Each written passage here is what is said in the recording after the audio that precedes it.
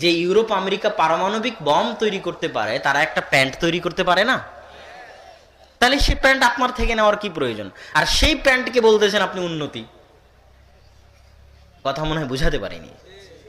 এরকম যদি সারা বাংলাদেশ গার্মেন্টস দিয়ে ভর্তি হয়ে যায়, তবু এটা উন্নতি নয়।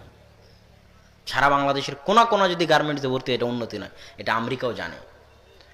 পদ্মা সেতু দিয়ে যদি সারা বাংলাদেশের সব নদীর উপর পদ্মা সেতু হয়, তাহলে এই যে অবকাঠামোগত উন্নতি, অবকাঠামোটা বাংলা শব্দ, যেটার অর্থ হচ্ছে বিল্ডিংগত উন্নতি। মানে এই যে রাস্তাঘাট পিচ দিয়ে তৈরি হচ্ছে, রাস্তাঘাট বড় হচ্ছে, 4 লেন হচ্ছে, বিল্ডিং তৈরি হচ্ছে, বাড়িঘর তৈরি হচ্ছে, ব্রিজ হচ্ছে, কালভার্ট হচ্ছে, এটা অবকাঠামোগত উন্নতি। অবকাঠামোগত উন্নতি হচ্ছে ঠুনকো, যার কোনো মূল্য নাই। আপনি পদ্মা সেতুতে যান, দেখবেন যে ইঞ্জিনিয়ারগুলো কাজ করতেছে, ওগুলো কোরিয়া থেকে আসা ইঞ্জিনিয়ার। আর মাথায় যারা ইট খোয়া বালু নিয়ে ফেলতেছে পদ্মার পাইলের মধ্যে, ওগুলো হচ্ছে নরসিংদী নারায়ণগঞ্জের লেবার। এটা হচ্ছে উন্নতির মাপকাঠি।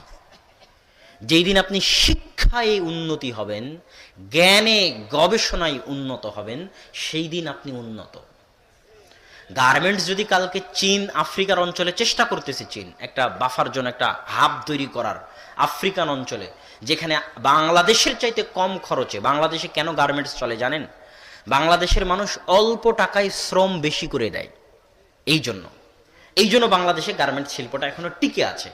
যেই দিন বাংলাদেশের মানুষের চাইতে কোনো দেশের মানুষ বাংলাদেশের মানুষের চাইতে অল্প টাকায় কাজ করে দিবে, সেদিন বাংলাদেশের সব গার্মেন্টসগুলো বন্ধ হয়ে যাবে। এটা আমি আব্দুল্লাহ লিখে দিলাম, আপনি লিখে রাখেন, আপনার পরবর্তী প্রজন্মকেও বলে যান যে যদি বাংলাদেশের চাইতে কম টাকায় কোনো দেশ গার্মেন্টস তৈরি করে দিতে পারে, কাজ করে দিতে পারে, তাহলে বাংলাদেশে গার্মেন্টস শিল্প বন্ধ হয়ে যাবে, চলবে না। যেই চেষ্টা চীন করতেছে আফ্রিকান দেশগুলোকে সাথে করে নিয়ে। বাংলাদেশের যে কর্মচারীরা বিদেশে আছে, এদেরকে যদি কোনোদিন পাঠিয়ে দেওয়া হয়, এরা যদি এদের চাইতে কম খরচে যদি কেউ কাজ করতে চায়, তো এদেরকে রাখবে না। এরা সৌদিতে 600 রিয়ালের ভিত্তিতে কাজ করে। আমাদের বাংলাদেশের ভাইয়েরা অনেক কষ্ট করে কাজ করে, অনেক হৃদয় বিদারক করুণ দৃশ্য। তো কেউ যদি 500 রিয়ালে কাজ করে, তো এদেরকে আর রাখবে না। এটা উন্নতি নয়, এটা উন্নতির নামে মিথ্যা ধোঁকা।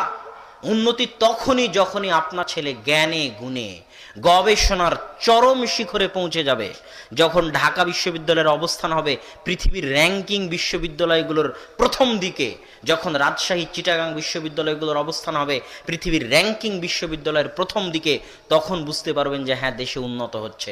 আর যখন দেখবেন যে রাজশাহী আর ঢাকা বিশ্ববিদ্যালয়ে মারামারি হচ্ছে, এই গণতন্ত্রের নামে হরতাল, রাজনীতি, খুন খারাপি হচ্ছে, তখন এগুলো উন্নতি নয়, এগুলো উন্নতির নামে ধোঁকাবাজি।